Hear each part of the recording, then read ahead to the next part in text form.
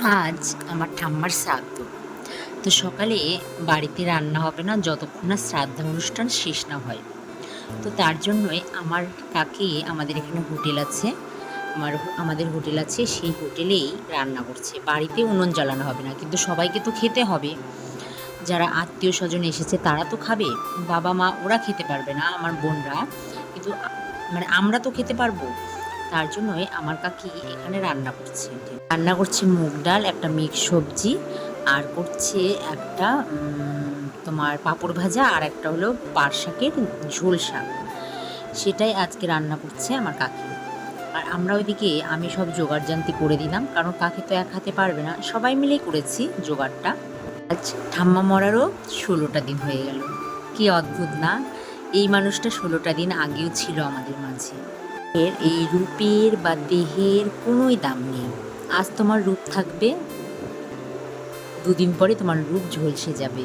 আজ তোমার দেহ থাকবে, যখন তুমি মরে যাবে তখন সেই দেহটাই পুড়িয়ে দেওয়া হবে। জীবনের কোনোই দাম নেই। মানুষ আজ আছে তো কাল নেই, জীবন বলতেই এটা। তো একটা কাকের ওদিকে রান্নাও হয়ে গেছে, আমার দুই ভাই ওদের খিদা পেয়ে গেছে, ওরা খেয়েও নিচ্ছে। আমারও প্রচুর খিদা পেয়েছে, সকালবেলা খালি চা বিস্কুট খেয়েছি। এখন যারা যারা এসেছে তাদেরকে খেতে দিব, খেতে দেওয়ার পরে আমরাও খেয়ে দেব। এখন আমার বাবারা বসে পড়েছে শ্রাদ্ধ অনুষ্ঠানে। এখন শ্রাদ্ধ করছে ঠাম্মার, আর ওদিকে গীতা পাঠ হচ্ছে।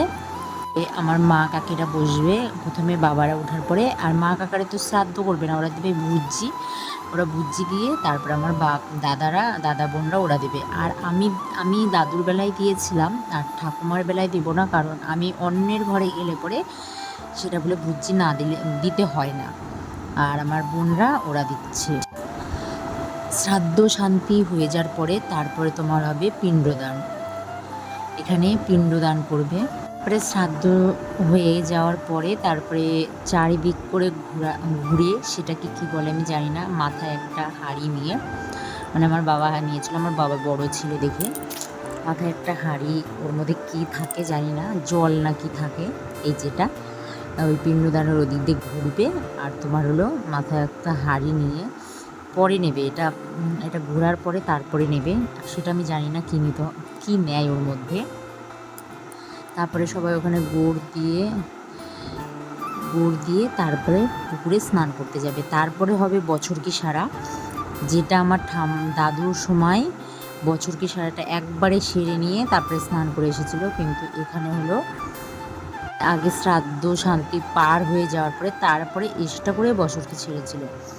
তখন শীতের দিন ছিল বলে বছর কি সারার পরে বলে ওগুলো ফেলে দিয়ে স্নান করতে হয়, তার জন্য। তো তার জন্য এবারকার প্রথমে শ্রাদ্ধ করার পরে তারপরে বছর কিটা সেরেছে। তো এখন এটা বাড়ি দিয়ে ভাঙবার পরে এখানে সবাই গুড় দেবে। জানি না এগুলো কী নিয়ম, তোমাদের সাথে আমি সবটা শেয়ার করি। তোমাদের কেমন কী নিয়ম, তোমরা যারা দেখছো আমার ভিডিওটা অবশ্যই আমাকে কমেন্টে জানিও। তো এখন আমার মা আর কাকা বাবার ওরা স্নান করে চলে এসেছে। এখন আমরা বসে ফ্যানের, আর সেদিন প্রচুর গরম ছিল।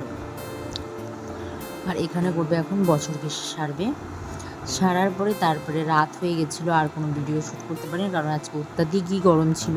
এর মতন ভিডিওটা এই পর্যন্তই। পরবর্তী ভিডিও নিয়ে আবার দেখা হচ্ছে। তোমরা ততক্ষণ সুস্থ থেকো, ভালো থেকো, আর সবাইকে ভালো রেখো।